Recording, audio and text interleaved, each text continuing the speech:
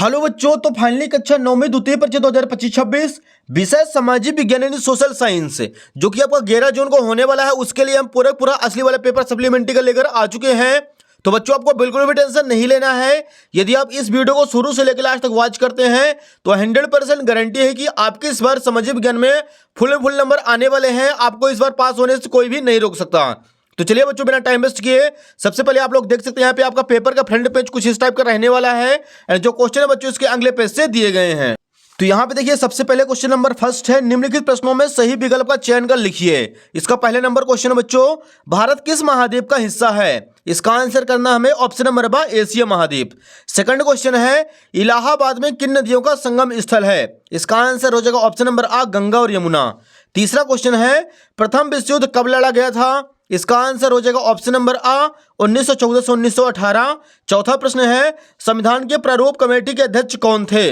इसका आंसर हो जाएगा ऑप्शन नंबर बा डॉक्टर भीमराव अंबेडकर। पांचवा प्रश्न है, भूमि मापने की इकाई है? इसका आंसर हो जाएगा ऑप्शन नंबर दा हेक्टेयर। और छठा क्वेश्चन है, बंगाल में किस वर्ष अकाल पड़ा था? इसका आंसर करना बच्चों ऑप्शन नंबर आ 1943। तो बच्चों यहाँ पे क्वेश्चन नंबर फर्स्ट जो था अपना पूरा कंप्लीट हो चुका है। क्वेश्चन नंबर सेकंड के लिए मूव करते हैं अगले पेज पर। यहां पे देखिए बच्चों प्रश्न 2 है, रिक्त स्थानों की पूर्ति कीजिए। पहले नंबर क्वेश्चन है, ब्रह्मपुत्र नदी को तिब्बत में सांगपो नाम से जाना जाता है। सेकंड क्वेश्चन, कार्ल मार्क्स ने दास कैपिटल नामक ग्रंथ की रचना की थी। तीसरा प्रश्न है, लोकतंत्र नागरिकों का गरिमा और स्वतंत्रता बढ़ाता है।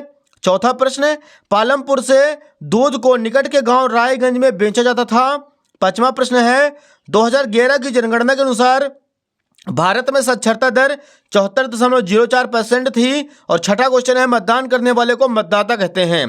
तो बच्चों यहाँ पे क्वेश्चन नंबर दूसरा भी अपना कंप्लीट हो चुका है, इसका भी आप लोग स्क्रीनशॉट ले लीजिए। नेक्स्ट क्वेश्चन नंबर तीसरा देखिए बच्चों, यहाँ पे दिया गया है, निम्नलिखित जोड़ियों को सही मिलान कर लिखिए। एक साइड है आ, दूसरे साइड है बा। पहले नंबर देखिए महानदी, इसका आंसर हो जाएगा छत्तीसगढ़ में है। दूसरा है ड्यूमा, रूस की संसद। तीसरा है, देश का सर्वोच्च कानून संविधान कहलाता है। चौथा है, निर्धनता रेखा का आकलन, राष्ट्रीय प्रदेश सर्वेक्षण संगठन। पांचवा है, राष्ट्रीय खाद्य सुरक्षा अधिनियम 2013 में लागू किया गया था। और छठा है, चुनाव आयोग का कार्यकाल 6 वर्ष का होता है। तो बच्चों यहाँ पे प्रश्न तीसरा भी अपना पूरा कंप्लीट हो चुका है, इसका भी आप लोग फटाक से स्क्रीनशॉट ले लीजिए। क्वेश्चन नंबर 4 के लिए चलते हैं अगले पेज पर। यहाँ पे देखिए बच्चों प्रश्न चौथा है, निम्नलिखित प्रश्नों का उत्तर एक शब्द वाक्य में लिखिए। पहला क्वेश्चन है, शीतलहर क्या है? तो इसका आंसर लिखेंगे, एक ऐसी मौसम की स्थिति है जिसमें तापमान में अचानक और काफ़ी गिरावट होती है, जिससे सर्दी बहुत बढ़ जाती है, शीतलहर कहलाती है। सेकंड क्वेश्चन, भारत का जनसंख्या घनत्व कितना है? इसका आंसर करेंगे 382 व्यक्ति प्रति वर्ग किलोमीटर। तीसरा प्रश्न है, युंगफोंग क्या था? नात्सी युवा संगठन। चौथा क्वेश्चन है, नेल्सन मंडेला किस देश के राष्ट्रपति थे? इसका आंसर हो जाएगा दक्षिण अफ्रीका। पांचवा है, कार्यशील पूंजी का एक उदाहरण लिखिए। इसका आंसर हो जाएगा बिक्री। और छठा क्वेश्चन है, बीपीएल कार्ड किस वर्ग के लोगों को दिया जाता है? इसका आंसर हो जाएगा गरीबी रेखा से नीचे के परिवारों को। तो बच्चों यहाँ पे क्वेश्चन नंबर चौथा भी कंप्लीट हो चुका है, इसका भी आप लोग फटाक से स्क्रीनशॉट ले लीजिए। अगला देखिए बच्चों, इसी के नीचे दिया गया है प्रश्न 5, निम्नलिखित कथनों में सत्य असत्य कथन छांट कर लिखिए। पहले नंबर है, लू शीतलहर में चलने वाली गर्म हवाएं हैं। इसका आंसर हो जाएगा सत्य। सेकंड क्वेश्चन है, भारत में जनसंख्या वृद्धि का एक कारण मृत्यु दर में कमी भी है, तो ये हो जाएगा असत्य। तीसरा है, भारत की जनगणना प्रतिवर्ष 5 वर्ष में की जाती है, ये हो जाएगा असत्य।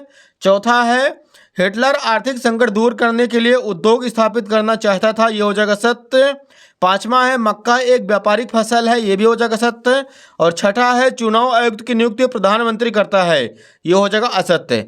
तो बच्चों यहाँ पे क्वेश्चन नंबर 5वां भी कंप्लीट हो चुका है। फिर से आप लोग इसके आंसर देख लीजिए। पहला सत्य, दूसरा असत्य, तीसरा असत्य, चौथा सत्य, पांचवा सत्य और छठवां असत्य। तो क्वेश्चन नंबर 5 हो चुका कंप्लीट। क्वेश्चन नंबर 6 के लिए मूव करते हैं अगले पेज पर।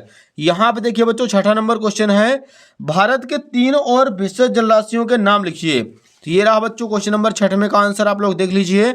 उत्तर क्रमांक 6 लिखेंगे, भारत के 3 और विस्तृत जलराशियों के नाम निम्न हैं, पूर्व में बंगाल की खाड़ी, पश्चिम में अरब सागर और दक्षिण में हिंद महासागर।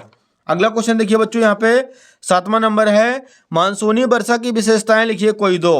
तो यहाँ पे लिखेंगे उत्तर क्रमांक 7, मानसूनी वर्षा की विशेषताएं निम्न है। पहला, मानसूनी वर्षा कृषि के लिए बहुत अहम है। दूसरा, मानसूनी वर्षा अनिश्चित होती है। अगला देखिए बच्चों, 8वां क्वेश्चन है, सदाबहार वन और पर्णपाती वनों में अंतर लिखिए अथवा नीम और तुलसी के एक एक औषधि उपयोग लिखिए। तो आप लिखेंगे उत्तर क्रमांक 8 का अथवा नीम शरीर की गंदगी साफ करता है और तुलसी लीवर को मजबूत बनाती है। अगला देखिए बच्चों, 9वां क्वेश्चन है, मैंग्रोव वन की कोई दो विशेषताएं लिखिए। तो आप लिखेंगे उत्तर क्रमांक 9। पहला हो जाएगा, मैंग्रोव वनों में कई तरह के पेड़ पौधे और झाड़ियां होती हैं। दूसरा पॉइंट, मैंग्रोव वनों में कई तरह के जीव जंतु पाए जाते हैं। अगला देखिए बच्चों, 10वां प्रश्न है, जैकोबिन क्लब के सदस्य कौन थे। यहाँ आप लिखेंगे उत्तर क्रमांक 10। जैकोबिन क्लब के सदस्य मुख्यतः छोटे दुकानदार तथा कारीगर जैसे जूता चप्पल बनाने वाले, नौकर व दिहाड़ी मजदूर आदि थे जो समाज के कम संबद्ध हिस्से में आते थे। ये हो जाएगा बच्चों क्वेश्चन नंबर 10 कंप्लीट। इसका भी आप लोग फटाक से स्क्रीनशॉट ले लीजिए। क्वेश्चन नंबर 11 के लिए मूव करते हैं अगले पेज पर। यहाँ आप देखिए पहले बच्चों, क्वेश्चन नंबर 11 हमारे सामने, खूनी रविवार की घटना क्या थी। तो यहाँ पे आपको लिखना है उत्तर क्रमांक 11। रूस के सेंट पीटर्सबर्ग में 22 जनवरी 1905 को हुई थी। इस दिन जार की सेना ने शांतिपूर्ण मजदूरों और उनके परिवारों के जुलूस पर गोलियां चलाई थी, जिसे खूनी रविवार की घटना कहा गया। अगला देखिए 12 नंबर, युद्ध से जंगल क्यों प्रभावित होते हैं। तो यहाँ पर लिखना है, युद्ध के समय जंगलों में आग लग सकती है जिससे वनस्पति और जीव जंतु नष्ट हो जाते हैं। इस प्रकार युद्ध से जंगल प्रभावित होते हैं। नेक्स्ट देखिए बच्चों, 13 नंबर है, वयस्क मताधिकार क्या है। तो यहाँ पर लिखना है, सभी नागरिक जो 18 वर्ष और उससे अधिक उम्र के हैं उनकी जाति या शिक्षा, धर्म, प्रजाति आदि परिस्थितियों के बावजूद वोट देने के लिए स्वतंत्र हैं, वयस्क मताधिकार कहलाता है। अगला देखिए बच्चों, 14 नंबर है, पंचनिरपेक्ष संविधान क्या है। तो यहाँ पे लिखेंगे, भारत सरकार धर्म के मामले में तटस्थ रहेगी और सभी धर्मों के प्रति निष्पक्षता का भाव रखेगी। इसे धर्मनिरपेक्षता कहा जाता है। नेक्स्ट देखिए 15 नंबर, गठबंधन सरकार किसे कहते हैं। तो यहाँ पे लिख देना है, जब एक से ज़्यादा राजनीतिक दल मिलकर सरकार बनाते हैं तो उसे गठबंधन सरकार कहते हैं। ये हो जाएगा बच्चों क्वेश्चन नंबर 15 कंप्लीट। अगला देखिए बच्चों, इसी के नीचे दिया गया क्वेश्चन नंबर 16, अर्थव्यवस्था के तृतीय क्षेत्र से आप क्या समझते हैं। तो यहाँ पे लिखना है उत्तर क्रमांक 16, अर्थव्यवस्था का तृतीय क्षेत्र सेवाओं का उत्पादन करने वाला क्षेत्र है। इसे सेवा क्षेत्र भी कहा जाता है। इसमें शिक्षा, स्वास्थ्य आदि सेवाएं शामिल होती हैं। अगला क्वेश्चन देखिए बच्चों, 17 नंबर अगले पेज पर दिया गया है, मानव पूंजी निर्माण में स्वास्थ्य की भूमिका लिखिए। तो यहाँ पर लिखना है, मानव पूंजी निर्माण में स्वास्थ्य की अहम भूमिका होती है। यह न केवल व्यक्तियों की शारीरिक भलाई को दर्शाता है बल्कि समाज में पूरी तरह से भाग लेने वाली क्षमता को भी दर्शाता है। ये हो जाएगा बच्चों क्वेश्चन नंबर 17 कंप्लीट। अगला देखिए डियर 18 नंबर है, रेशम मार्ग पर टिप्पणी लिखिए। तो आप लिखना उत्तर क्रमांक 18, रेशम मार्ग से बड़े पैमाने पर चीन के रेशम यूरोप, अफ्रीका तथा एशियाई देशों में भेजे जाते थे, इसलिए इस मार्ग का नाम रेशम मार्ग या सिल्क जूट कहा गया। रेशम मार्ग के जरिए रेशम, चाय, भारतीय मसाले, कपड़े, कीमती पत्थर, सोना, चांदी, शराब आदि का व्यापार होता था। रेशम मार्ग द्वारा संस्कृति, भाषा और विचारों का आदान प्रदान होता था। रेशम मार्ग एक महत्वपूर्ण ऐतिहासिक व्यापार मार्ग था। मार्को पोलो ने रेशम मार्ग से यात्रा करके चीन पहुंचे थे और वहां की सभ्यता को देखे थे। ये हो जाएगा बच्चों क्वेश्चन नंबर 18 यहाँ पे कंप्लीट। अगला देखिए क्वेश्चन नंबर 19 है, इसी के नीचे दिया गया है, औपनिवेशिक सरकार ने बेकार पड़ी भूमि को कृषि योग्य बनाने के लिए क्या योजना बनाई थी।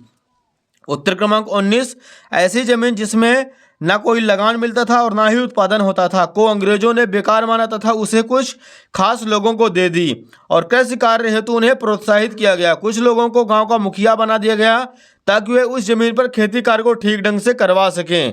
यह जमीन चरवाहों की थी जिनका चरवाहे नियमित रूप से इस्तेमाल करते थे। ये हो जाएगा बच्चों क्वेश्चन नंबर 19 कंप्लीट। अगला देखिए क्वेश्चन नंबर 20 है, भारत के राष्ट्रपति को कौन कौन सी शक्तियां प्राप्त हैं। इसका अथवा है, प्रधानमंत्री पद के लिए क्या क्या योग्यता होनी चाहिए। तो यहाँ पे लिखना है उत्तर क्रमांक 20 का अथवा प्रधानमंत्री पद के लिए निम्न योग्यता चाहिए। पहला हो जाएगा, वह भारत का नागरिक हो। दूसरा, वह कम से कम 25 वर्ष की आयु पूरी कर चुका हो। तीसरा, वह लोकसभा का सदस्य होना चाहिए। चौथा, वह किसी सरकारी लाभ के पद पर ना हो। तो ये हो जाएगा बच्चों क्वेश्चन नंबर 20 भी यहाँ पे अपना पूरा कंप्लीट। क्वेश्चन नंबर 21 के लिए मूव करते हैं अगले पेज पर।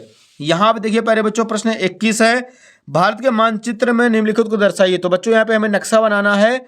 नक्शा में बच्चों रिप्रेजेंट करना है। नक्शा जो है आपको मिलेगा आपके पेपर में।